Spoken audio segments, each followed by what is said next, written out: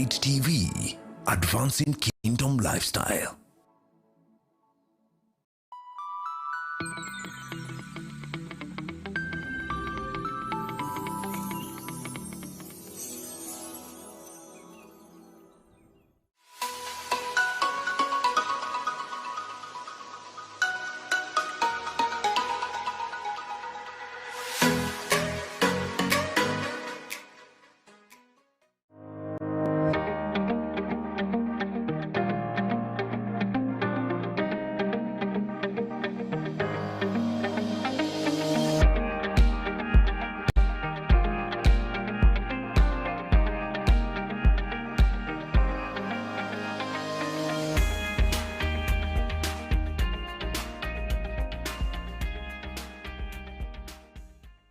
Welcome to another episode of the GG Report. Good evening. I hope you're well.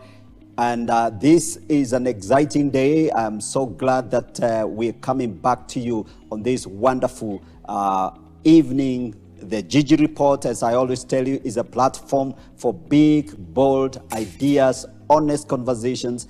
And today is going to be exciting. I have some special guests with me on the set. Two gentlemen from the United States of America. Welcome to the show, gentlemen. Thank you. Very good. I'm going to be introducing these guys today. And before I got into the subject, could you please share the links? We are live on Facebook page, Elevate TV Kenya. We are live on the YouTube link as well, Elevate TV Kenya. So please do share. And then if you're watching through this link, maybe you've gotten the link from someone else, please subscribe and also turn on the bell there to remind you so that every time we come live, you can get notified. So amazing. Today we're going to be talking about entrepreneurship and how to brand yourself. And we all know that the world needs entrepreneurs. We need more people that have this particular amazing gift called entrepreneurship. We're going to be talking about that. The other thing is we know that America is clearly the world leader in entrepreneurship, and that has a lot of implication. And so today we have the privilege of listening to two gentlemen that can tell us what it takes to be successful. What does it take to be a successful entrepreneur? That's the question we're going to be addressing ourselves to. All right, so sit back and maybe get your cup of coffee ready and let's get on with this conversation. So before my guests speak, let me just introduce them to us, and then we can get going. My two guests are Billy Graham Jr., the gentleman right on my extreme right, and my friend here, Dr. Michael Freeland. Billy is an entrepreneur with multiple successful businesses, and he's also a development coach. And Billy served in the U.S. military Air Force, actually specifically over 20 years, and now he's focused on helping others fulfill their purpose in life. So he teaches you how to unlock the gift within you so that you can live the life you are destined for. And he's going to be telling us more about that. My friend here on my right here is Dr. Michael. He's an entrepreneur and a book author who has a global initiative to help develop your mental real off state of your mind. And that is a very interesting idea, and I'm going to be asking him to tell us more about what that means. And so you will learn from him, wherever you interact with him, about thought processes while gaining perspectives from your positive and negative mindset. So Billy has Dr. Michael has a very interesting background and what he brings on the table. So, gentlemen, welcome to the show. Thank you. Very good. So let's dive into the conversation right away, and we'll start by you telling us about yourself, introducing yourself a little bit more, and we can start from my friend Billy. Let's start from there. Very briefly introduce yourself. So I'm that individual that you come to when you're trying to figure out what your purpose is in life. What should you be doing? Right. You know you should be doing something bigger. You feel it, but you just don't know what it is, and you don't know how to unlock it. Okay. So I'm that individual that you come to help you unlock it. I call it a gift, that God-given gift that he has given you to live in your purpose in the design that he created you for. Dr. Michael. Yes, sir. Could you kindly introduce yourself? Yes, I'm Dr. Michael Freeland, all the way from Topeka, Kansas, from the United States. And, you know, one of the things that I do is to help people develop their mentalities and help them understand various perspectives of their thought process. So it's an amazing journey, but, you know, it's not something that just came about. I've had to live this life in order to be able to give this life. So it's a life of service, and more than glad to help others. Very good. Excellent. Excellent. So, so today, as we have just introduced the subject matter and the area we want to focus on, we want to talk about entrepreneurship. So tell us about your entrepreneurship journey. And yeah, let's begin from there. So Billy, you're the one to start us off. So I like how you said the journey. So my entrepreneurship journey, like, it's still a lifelong journey. It doesn't end. Like, you're always learning, you're always developing, you're always finding a new skill. But my entrepreneurship journey started with my clothing line. It's actually called Solo1 Clothing. Right. The reason behind that clothing line was your journey. When you start, whenever you do anything, you're solo, you're by yourself. Like solopreneur, since we're talking about entrepreneur, when you're starting with entrepreneurship, most of the time it's your idea, something that you have in place.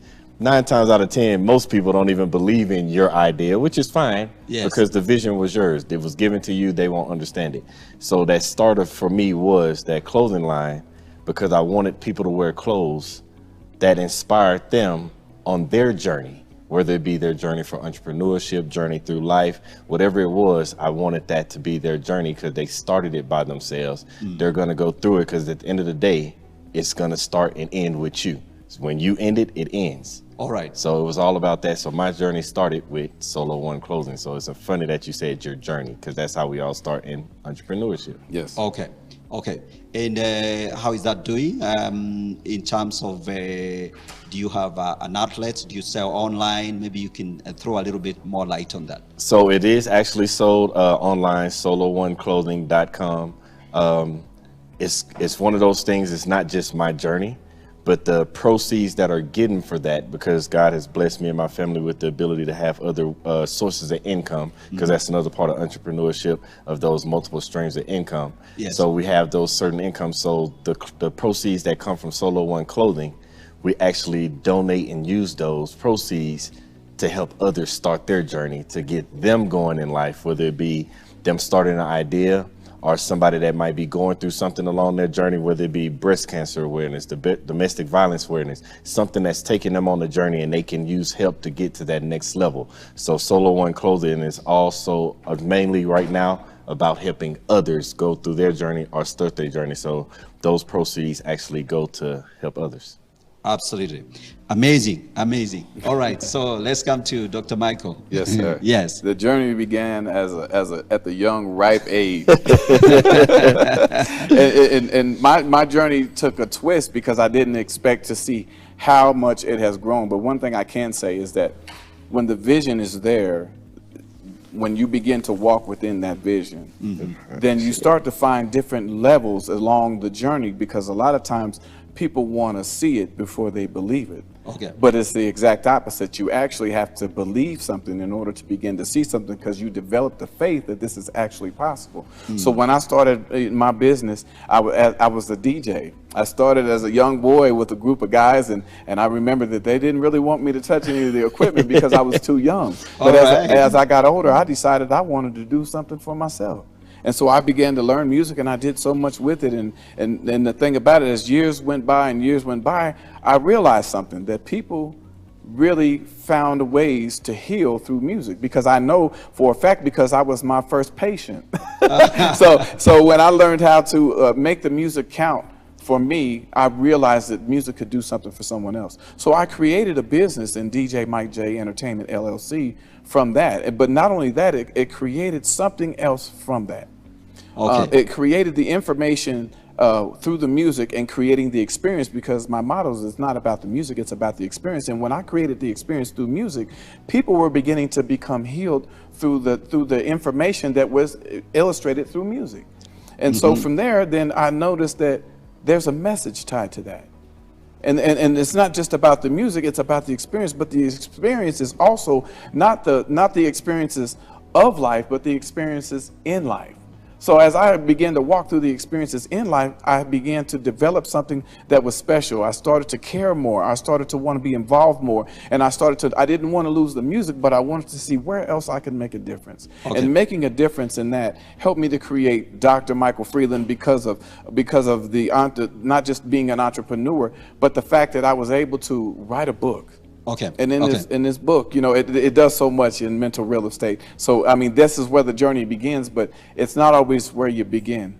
All right. It's where you Okay. finish. Yeah. Okay. Ladies and gentlemen, I have two guys here. They are from the US, and one of them is an entrepreneur running a clothing line. The other one is a DJ. That sounds very much like Kenyan ideas, okay? So we want to learn as much as we can from these gentlemen, and hopefully I'll be able to ask them the right questions on your behalf. And so let's get on with a little bit more. So, okay, starting a clothing line is, there are a lot of people actually who think about that, okay? So what is it like? How do you make money out of a clothing line? Because there is a product there being sold. So you can elaborate a little bit on that. So you have to think with a clothing line.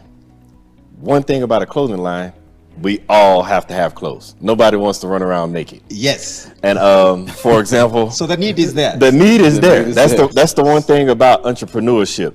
You have to supply something when there's a need. There's always a need for clothes.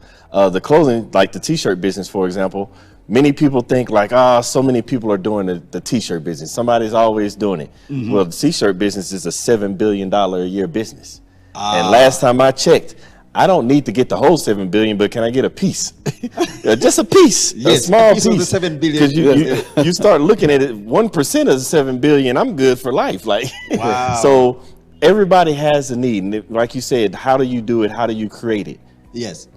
It's your idea. You can't go wrong. It's your vision.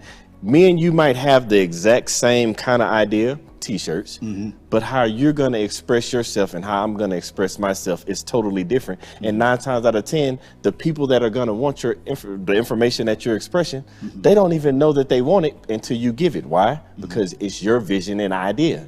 Right. They don't have it. So when you think about different clothing lines, different sayings on shirts, different pictures on shirts, there's a reason people buy it. Yes. Because it touches and it piques interest within them. So if you're one of those that you put catchy sayings on the t-shirt, that catchy saying is going to resonate with somebody. So all you have to do is take what you have inside of you and put it on the t-shirt. Now, how you go about doing that is many different ways. They have print on demand, where you basically load your designs up into a certain particular website. They put it on the shirt. When people go to your store online and buy it, you don't have to touch any merchandise. You don't see it. The print on demand shop, they print it, mail it, ship it to them, and you get your piece of the money and they get their piece of the money. Right. Then you have your ones where you can get a mass distribution. You can go find a different wholesale seller, give them your design, you pay so much money, which would be the wholesale price. They send all the products to you with your designs on them, and then you mail them out yourself and put your own label on it, on packaging, so that you're like more in touch with the customer because it's more of a personal experience. Or you might have a design, a t-shirt design or whatever, and you can go get with local stores, like whatever your local clothing store is or your brand store, and you go in there and talk with them. You take that wholesale, same wholesale, and you go to them and you get to sell it to them for a certain price, and then they put it on the rack and they make their profit off of that. So there's multiple different ways for you to be able to distribute your clothing line. So there is no right or wrong, because remember, when you're doing entrepreneurship, it's not just about one source of income. When you become an entrepreneur, you have multiple sources of income. So the clothing brand isn't necessarily to just take care of all your family bills, needs, set up generational wealth. Yes. What it is bringing in a source of income. So you think about it, what if you're a design turns around and brings you $1,000 a month. Right. That's $1,000 a month that might take care of those bills. Then you get another one, and another one, and another one. Like that's how you free yourself, not just from the 9 to 5, but that's how you get your time back. Absolutely. So it all depends on how you want to do it, but it's multiple ways to start any type of business, to include a clothing line. Absolutely. I think you've taken us through entrepreneurship 101. Yeah. very quickly. And I love what you're talking about. So you start with a product, and then so the concept. So this is a T-shirt. So Yes. people want T-shirts. Yes. And then so then you have to put the word out there. Of course, you develop the designs and all that. Yes. I think all of us can picture, how a T-shirt sort of, because we buy branded T-shirts. So you put the image on it, and you have different designs, and then the issue of how to distribute. And I like the way you've described the various options. Yes. Where you have it's all online, and it's like the way you sell a book, print Yes. on demand. So somebody orders on the website, and then the guy who has the physical goods prints and distributes. And there are Yes. people who do that kind of like as you'd say that's what they do. They print from various Yes. different people. You sign up, you tell them this is my brand, Yep. blah blah blah, and the system goes. Exactly. The other option is where you go to a store chain, and then you persuade them, then they stock your T-shirts. Yes. The other one is where you just go and sell to various stores, or you run your own store, for Yes. example, if you want to do that, depending on how far you want to go with that. Yes. I love that. And the reason for whether you want to be in touch with the customers directly, or you want to use the other distribution chains. Exactly. Excellent. Good. So now you can imagine how that plays out for this guy, the DJ guy. So tell us, how do you make your money? Well, this is so catchy because I love what you had to say. Is that the product, the difference between the product sold and the product received as a DJ is Yes. you. Yes. Because you are the product. Oh, absolutely. And let me help some other DJs out there that are aspiring, because I see so many of them now. The generations have changed. There used to be so few of us, but now there's so many of us as DJs. But how do you become successful? Because I've been in this business over 30 years. Over 30 years I've been as a DJ. And I've been doing this, but I didn't get here on my own free will. What you need to do as a DJ, for one, you have to know what your character is. Yes. What your character is all about. Two, your personality speaks to the level of interest. Your personality speaks to the level of interest. And one of the other things I wanted to share is that when you're looking at being a DJ, you're not just selling a brand, you're selling who you are. Yes. People are attracted to the personality of the person. Yes. So and if they're attracted to the personality of the person, they're interested in what you have. So also, I'll say this because sometimes as DJs, we make mistakes that when we're in an environment where people are paying us to give a level of service, that it becomes about who we are. And as a DJ, we must pay attention to who we're playing for, who the audience is. We must learn the audience, because your come up is in the show up. Yes. And if the come up is in the show up, you have to know that when you're dealing with other people, what is it about them that really piques your level of interest to engage them? Exactly. Because if you go in there with only your own personality, your own interests, and those are good, because if you know who you are, you know who you serve. Yes, exactly. And if I know who I am, I know who I can play for, and I know my level of ability, and I know my talent. Yeah. Okay. And as you develop your talent, not only as a DJ, let's say it this way, it's not good enough to be talented enough as a DJ. You have to have resources. You have to have music. Not only do you have to have music, but you have to know your music. Because I hear DJs all the time that'll put together a lot of music, and they're probably pretty good. Yes. But if you don't put the right music in the right environment for the right people, you've lost the crowd. Absolutely. And if you lose the crowd, guess what you lose? The business. Because I've built this thing for 30 years, but it's not because I've been a DJ for 30 years. It's because the people allowed me to be a DJ for 30 years. Absolutely. Because not before 20 years went by and I never had a business card. Okay. 20 years went by, I never had an advertisement. But you know what? The best part of being a DJ is word of mouth. Because I said before, to know who you are is to know who you serve. And if you know who you serve, people will speak to the character that they see. Yes. And if they speak to the character that they see, then guess what? Here comes the business. Because if you do good for me, I'm not only going to tell this person, hey, look, if you have something happening, I need you to think about this guy. Yeah, because Michael he's good at what he Freeland, does. he's very good. Yes. And that's the business, is that as a DJ, your product is who you are. And you and not only are you and the thing is, if you're good at what you do, if you know who you are and people will receive who you are, you don't have to sell yourself. Okay. They will sell it for you. Absolutely, absolutely, absolutely. I love that. So most of the time, especially for a DJ, you grow your your network through word of mouth. Yes. You know, you do a good job. And then I like the other thing you mentioned. The idea that it is not just about your style. Right. It is about knowing the people, your audience, yes, and understanding their needs. So. Yes.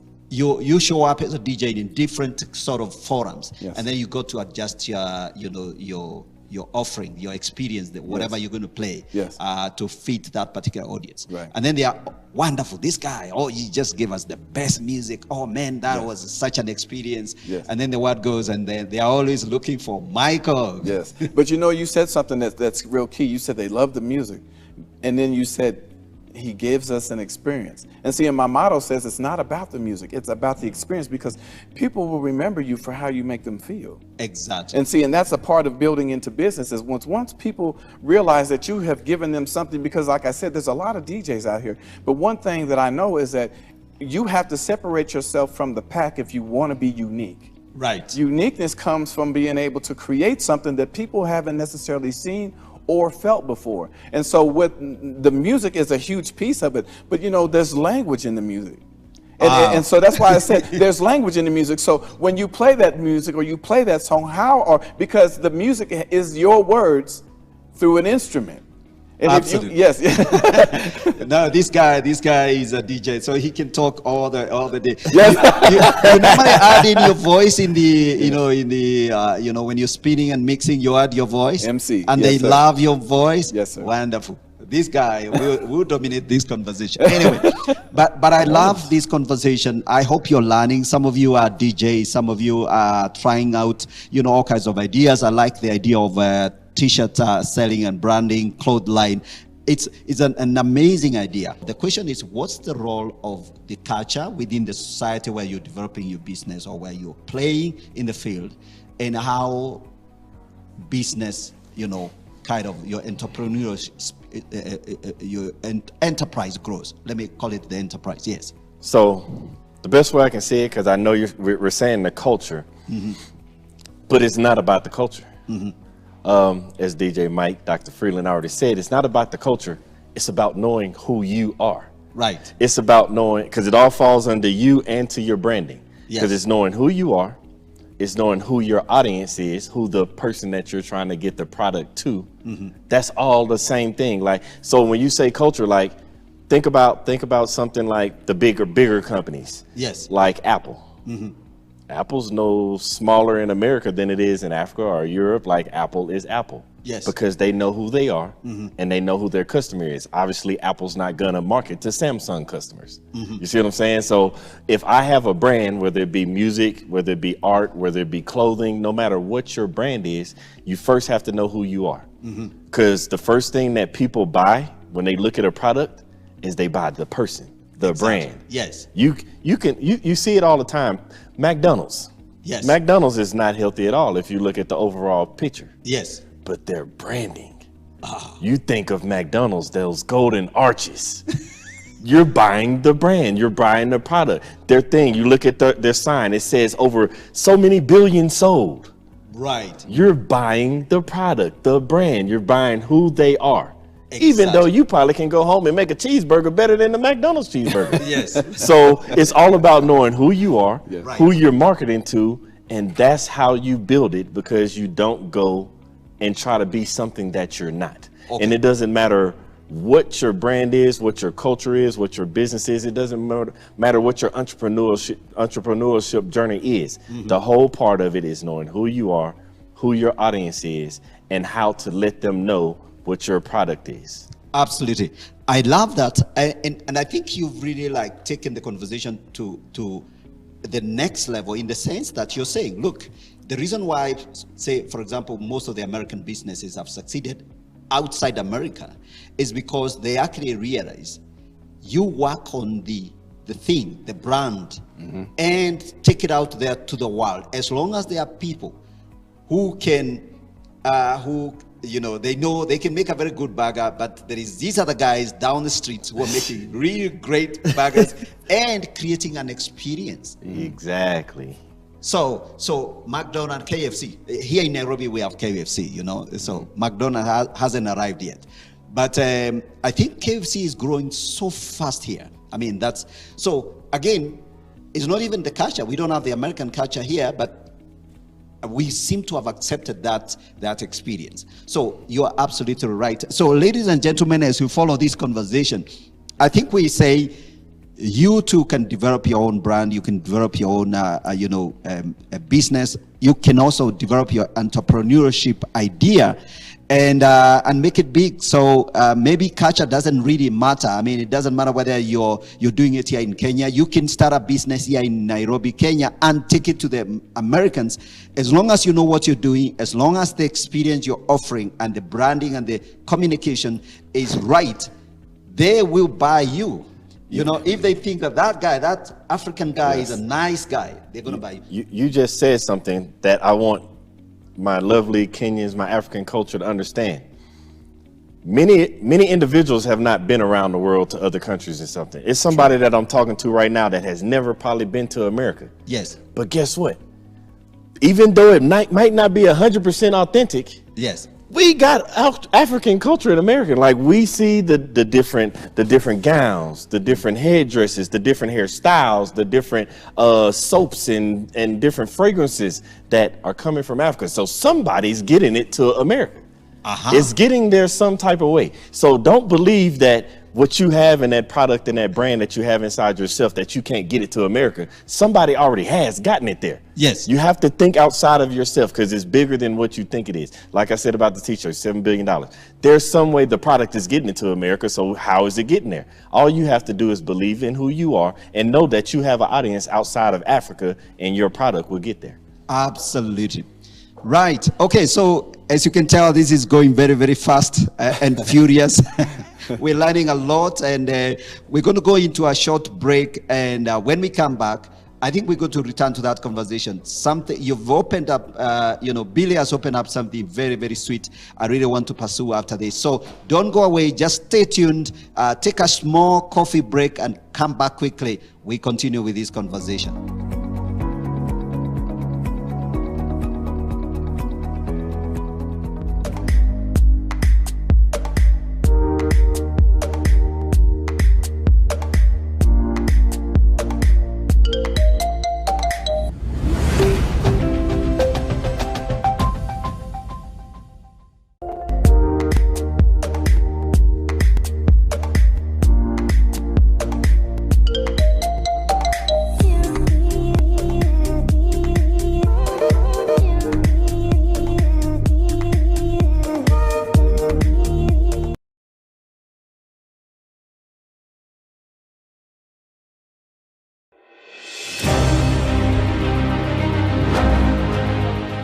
Why is it that after 7 days of prayer and fasting, the glory of God would come upon you in such a manifest way?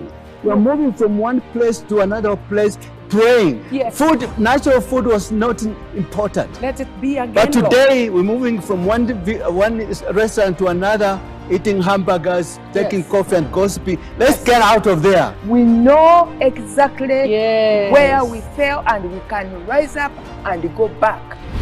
Pay the price. Amen.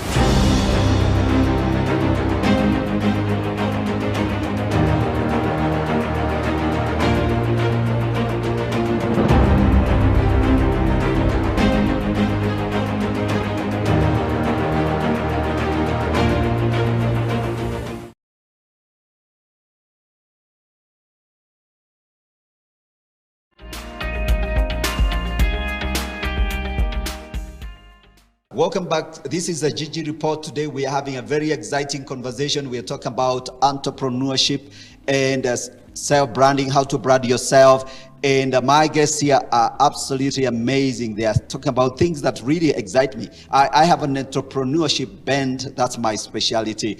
And so everything I hear here, I'm taking it very, very serious. And I believe you too are enjoying this conversation. So before we went on a break, Billy, you opened up something very interesting. The idea that you have to believe in yourself, you have to believe that you have something to offer to the world. And if you can believe that, if you can package that, have that confidence, you can sell it in America, you can sell it here in Africa. And actually you did, I can mention the fact that there are fabrics here and styles here that Americans will be interested in. Yes, so those fabric and styles. So when we were here last time, I was back here in July, and we were shopping, and I saw some prints, and I'm like, I've seen these prints in America before, but something was clicking like, but I know those aren't as authentic as this. Yes. I want the real thing. And so I was like, my mom's gonna love this, my wife's gonna love this, like my kids are gonna love this. So I was just buying. And as I got back and I'm showing people, and they're like, it looks similar, but it was crazy. Like, people can pick out the differences, like, this isn't the same. Yes. And so just the other day we were riding, because I want everybody to see how I can transition from America to Africa. Mm-hmm. So we were riding the other day, and I heard a song, and I was like, I heard this before. And DJ Mike was like, what are you talking about? Like, where you heard this music from?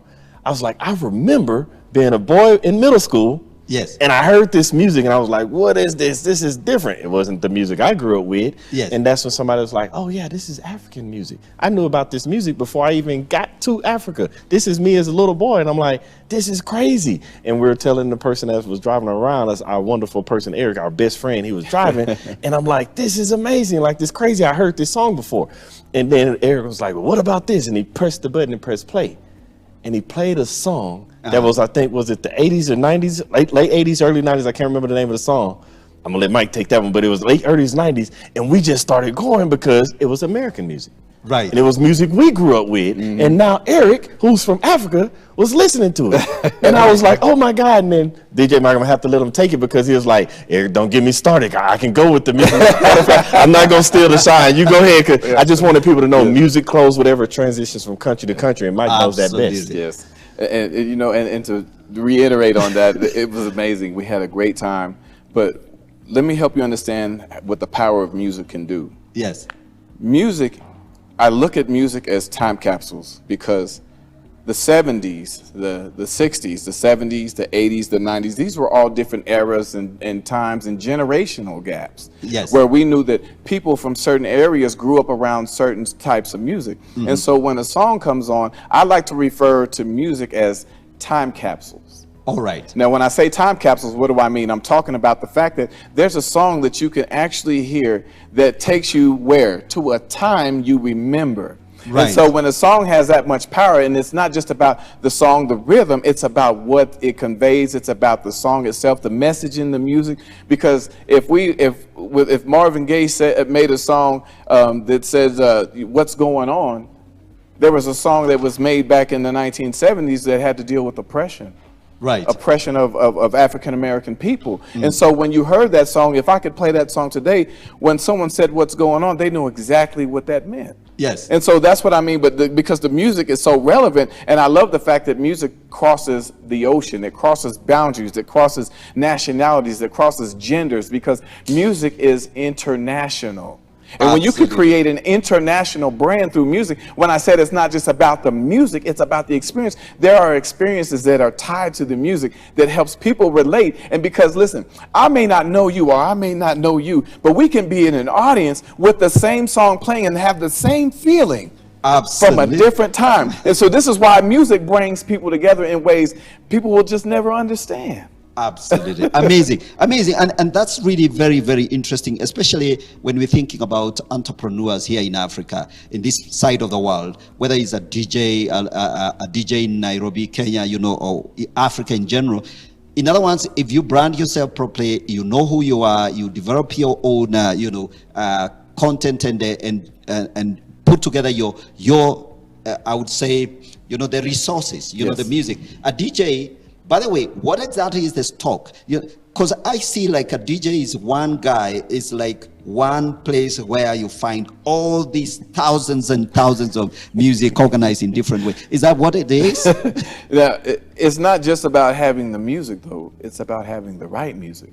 But now, as a DJ over 30 years, I've amassed quite a collection, I will say. Absolutely. And so, that's the word I was looking for. And that is the important piece. And let me speak to the DJs for just a second. Yeah. Your information is what helps you build your brand. Right. What you have, because we, just like authors have books, DJs have music. Yes. So just like doctors have tools, DJs have music. So when you have the music, how much music do you have? Because there's going to be so many people that you come across that you're going to have some songs that you play all the time, and then you're going to have a whole lot of songs that you barely play at all. Yes. But you have to have it. It's just like you don't go in to take a test without a pencil.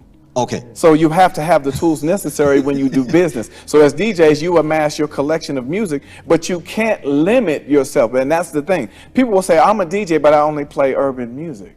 Oh, I'm a DJ, but I only play country music. But you can't just be a DJ, because if you limit yourself, your business will be limited. So you cannot limit yourself based on a genre of music. You have to amass a collection of all sorts. Absolutely, absolutely. That's why I love the Americans.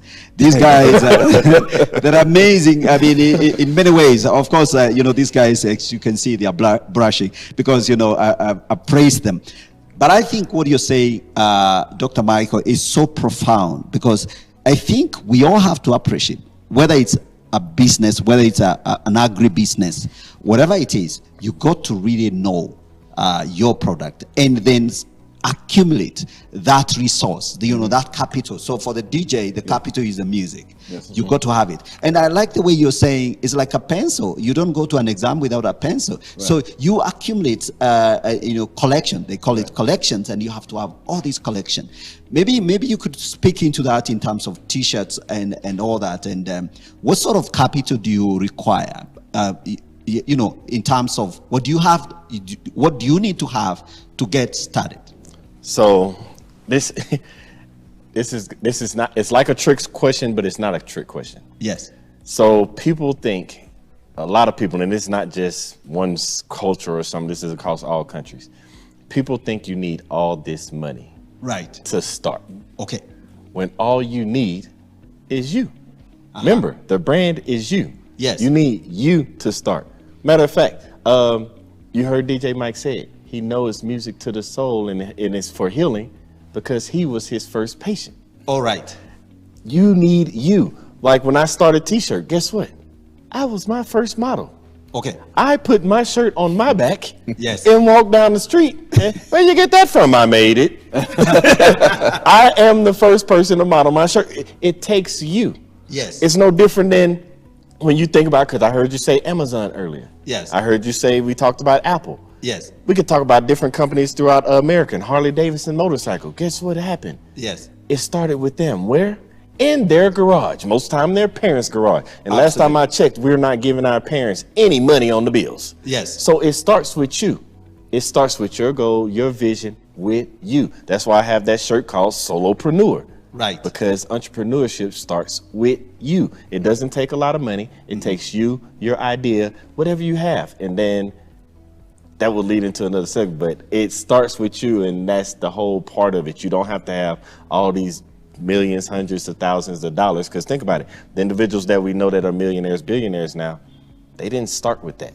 Absolutely. They started with nothing. Absolutely. I was going to come to that. That question you're thinking you're not going to answer. You're going to have to answer it. Yeah, because the question is, what else is needed to become successful? So we could say that, it starts with you. Mm-hmm.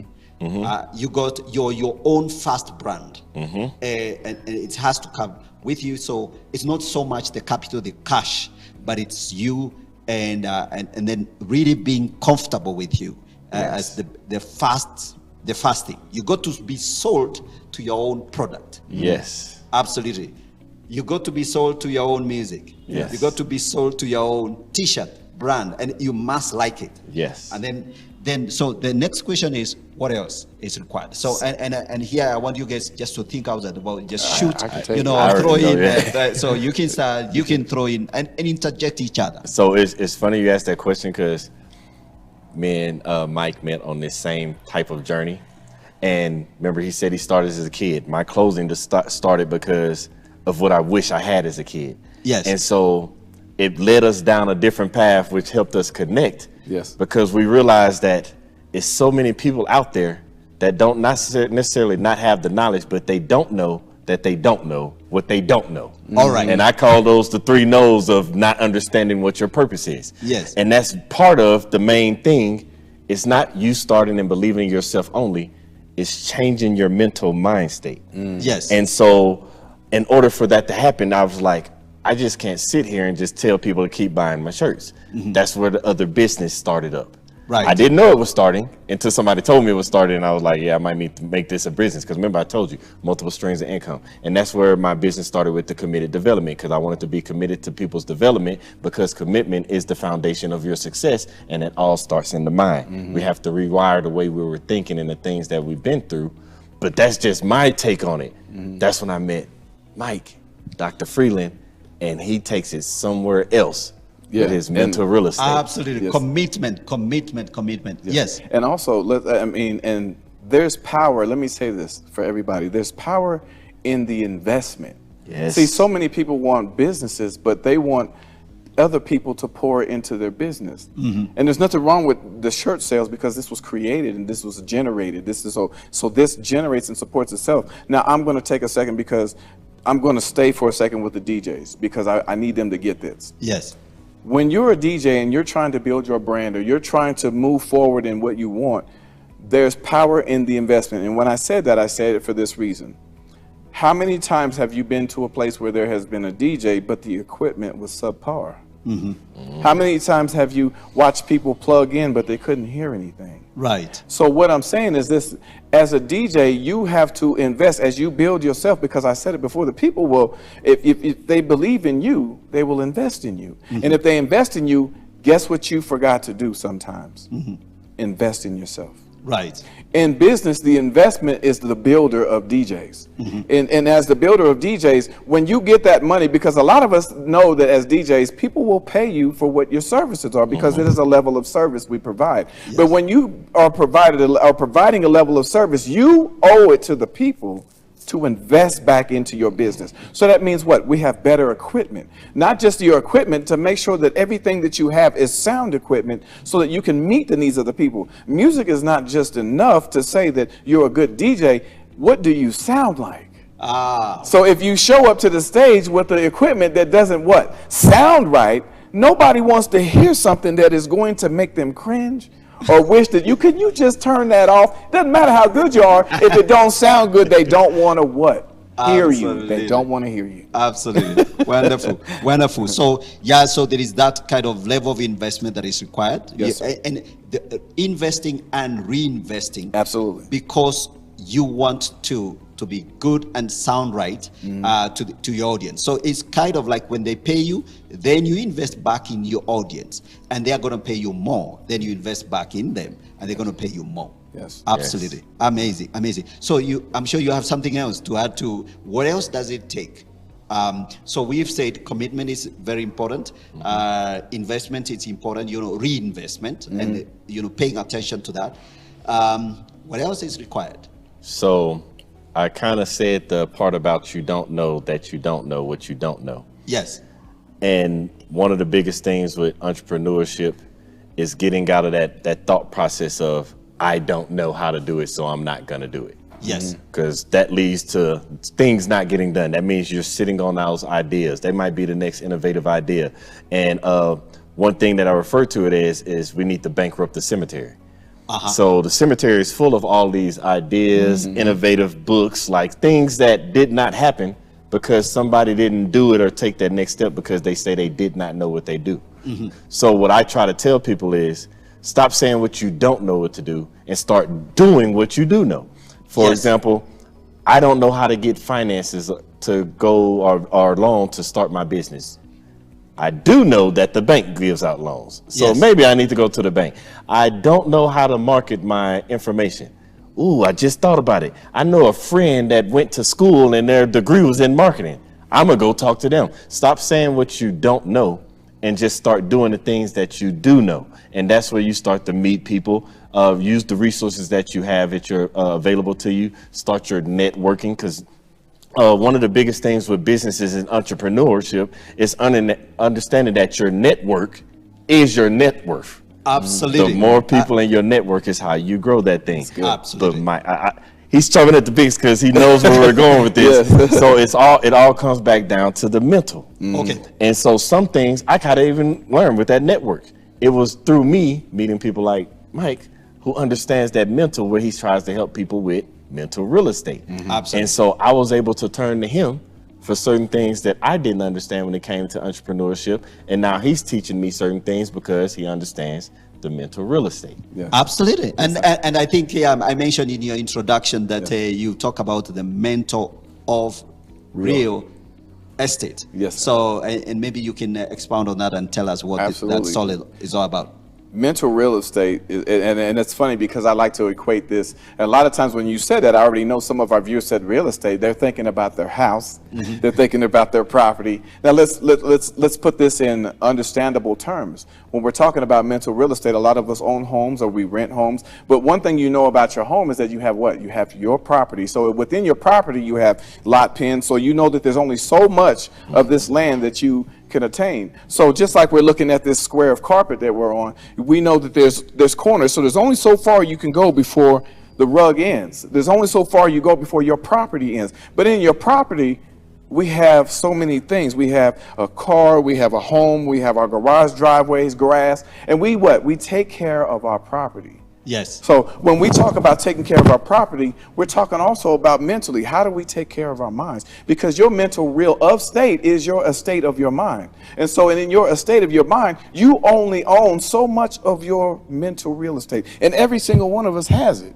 So when we have our own mental real estate, now what do we put in our mental real estate? I said it before, we have nice cars, we have a nice home. But let me ask you a question. If I come over to your home, inside of your property, into your mental real estate, and I say, listen, now we're going to go realistically. If I come to your house and I bring 5 bags of trash, because I don't want them on my property. Yes. But do you mind if I put my bags of trash on your property just because I don't want them over here? Do you mind? Can I drop this off over here? What are you going to say? Absolutely not. Yes. So, because I don't want your trash in my area. So here it is. When we're talking mental real estate, why do we allow other people to make deposits into our mindset that stop us from being productive? Because when I talked about the trash that I was going to drop off in your home, we're talking about depression, abuse. We're talking about societal issues. We're talking about, things that have stopped us from progressing in life. And if it stops you from progressing in your life, in mental real estate, when I call this the trash, because I'm saying it not because it doesn't matter, I'm saying it because it stalls us. Absolutely, and it's something that we need to deal with. Yes, we have to. Yeah, so, and you have to identify it. Right. Of course, trash is easy, you Yes. know, when it's physical. So Right. you can see cans, Absolutely. plastic bags and all that. Yes. So but the mental trash cans and the Right. plastics are different. Yes. So we need to think about, the minute you say that, now I can begin to see the kind of things that will make for trash in the mind. Right. And that you're saying you got to look at that after that real estate that is your mind. Right. And don't allow anyone to dump anything in there that is trash. Right. And then whatever is in there, you also go to scan it. Right. Is this really needed here? Right. No. And, and I said it even that there are positive and negative contributors Of course. to your mental real estate. Yes. And so just like that child who was raised before and was told what they could not do. Yes. Because a lot of times parents will live out their dreams through their children because they didn't achieve it. They want their kids to be basketball players because they can never be one. Yes. But what is it about that child that we didn't see. See, it's not what we do see, it's what we didn't see that helps develop the mind and the mental real estate. Because if we feed it to our kids long enough that, hey, you're going to be a basketball player, you're going to be a football player, they're going to go after that. But what we didn't realize that we may have dampened the dreams that they have already had that we never realized. Because there's always something that we don't see about them. But how do we build others to become the better version of themselves? By allowing them to freely operate within the ideas that God has given them, because we have all been given ideas, but you have to realize those ideas so that you can do more. But mental real estate builds the perspective so they can understand more about themselves. Absolutely, absolutely. I can see Billy, you're inching to say something. Yeah. You just throw in something there. Maybe you could comment a little bit on the role of mentors. I think it's linked to what he's talking about. People that enablers and stuff like that. You actually did mention. Would we call them mentors? Would we call them partners? And what's the role of other people within for the success of your own business? So you got to think when it comes to mentors, partners, anything. It could be a celebrity. It could be somebody just in your family, like as Mike was saying about like mother, father, family members. It all plays a role. Because you just said something about like the trash, the mental trash, the trash cans and stuff that people dump onto you. I remember my grandmother used to always be like, we can't watch certain movies or certain TV shows because I don't want that junk in your head. Or like when you think about kids, you don't let them look at certain things, or you limit the amount of time that they have on devices, but they can read books and they can learn how to count and write their numbers because you're trying to put that positivity in their mind. And that's through their vision. It's no different than when you go to the hospital or go to a doctor and you're like, oh, doc, I got a headache, my head keeps hurting. And what happens with your headache? It blurs the first thing it does is it blurs your vision. Your eyes get red. It's hard to open your eyes. The light's too bright. And the doctor does what? He checks your vision. First thing he looks at. So it's all connected from your mind to your vision. So when your vision is impaired and been fed with negativity, and you wonder why you can't get past the negative thoughts in your head to help you level up and get to the next level in your life and live in the purpose that God has for you, it's because of the negative things that you let into your head. But at the same time, DJ Mike here, we're going to switch over to DJ Mike. He sit here and he said, you go to the doctor, and what do you tell the doctor? You're like, doctor, I'm dizzy. I'm always out of balance. Like, I don't know what's going on. But what most people don't notice, the first thing the doctor does is he turns and then he takes the light from your eyes and he puts it to your ear. Because what most people don't realize is when you have an ear infection, or you see babies when they're wobbling, falling down, the doctor checks their ear. When you have an ear infection, something's wrong with your ear. Right. Your life is out of balance. So the stuff that goes into your mind from what DJ Mike puts into your mind from listening, those same negative people that are saying you're going to be a basketball player, or you can't do this, or you shouldn't do that are messing with your thoughts and your vision, and your life is out of balance because you're listening to the wrong people. You're listening to the wrong people. You're watching the wrong things. Instead, you should be learning to put those positive things, whether it be mentors. There's a thing that says if you are in a circle of 5 millionaires and you become the 6th, guess what? You will eventually become the 6th millionaire. Absolutely. So you got to watch the people that you put in your circle, because they're not just going to show you the wrong thing, but they're going to also put the wrong thing in your ear. So when it comes to mentors, friends, celebrities, the people that you watch, you have to make sure that there are positive things going into your ear and positive things that you're seeing with your vision. Absolutely. Yes. Absolutely. Very, very amazing. So now we coming to the end of this. I can't believe that we are running out of time. We have less than 5 minutes. So we would like to just comment on the idea of self-branding. And I think it's kind of part of what we've been talking about, developing yourself, what goes into your ears and all that. When we talk about branding, is that just having a nice card?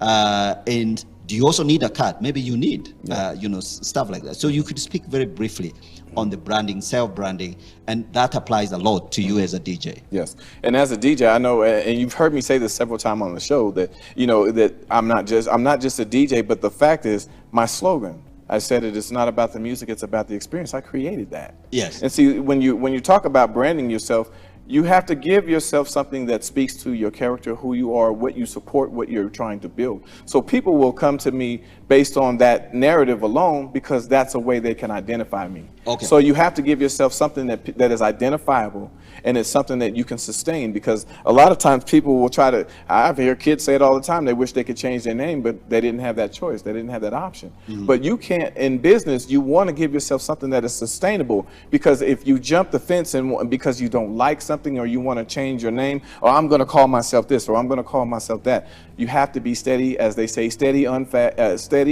fast, and unmovable. All right. Because if you're unmovable in business and you can sustain what you create, then you know that no matter what happens in life, that you sustain this level of how you want people to identify you. A card is good, but let me help you with something else. Repeat customers are better. Absolutely. Repeat customers are better, because when you talk about not just doing business with people, because people can buy from you all day, walk away, never see you again. But if your brand is good, you want to build, but how do you build a repeat customer? Through the relationship. Because people, like you said, people will buy you.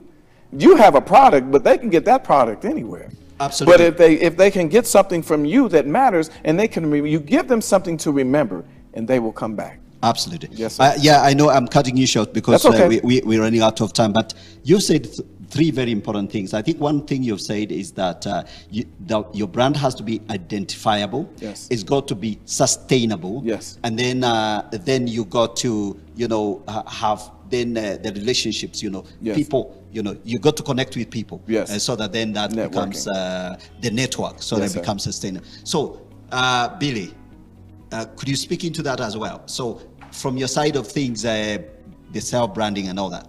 So with the Very short time. I'll give it to you real short. I told you committed development, that company, the foundation to success is you. You have to be committed to it. So that's you. And the clothing brand, Solo1, that motto is, before anyone else, there was you. Yes. No matter how you look at it, before anything else gets started, there was you. You are the brand. You have to sell yourself. But in order to sell yourself, you must know who you are. Right.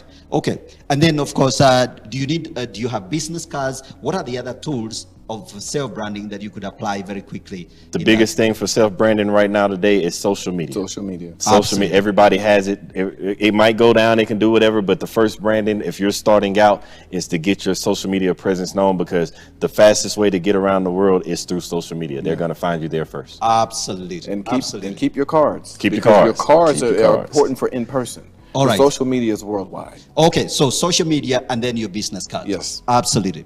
Wow. I can't believe that we've run out of time, and I've got to stop this gentleman, and this is just amazing. So, ladies and gentlemen, thank you so very much for tuning in and listening to us here talking about entrepreneurship. I know we've talked many things, and you might need to rewind this and just watch it again, especially those of you that are in business and are developing your skills, and so that you can learn what we've said and enjoy it and make it part of your life. So thank you all very, very, very much. Thank you, Billy Graham Jr. for being on this show. I really appreciate your presence here. And thank you very much, Dr. Michael Freeland, for coming on the show. Thank you. And also being in this country. I really wish you God's blessing, and thank you all very, very much. Ladies and gentlemen, we've come to the end of this show. Thank you so much for staying tuned in. We'll see you again another day. I have been your host, Godfrey Gishoke, and this is the GG Report. God bless you. Good night, and see you soon. Thank you. Bye-bye.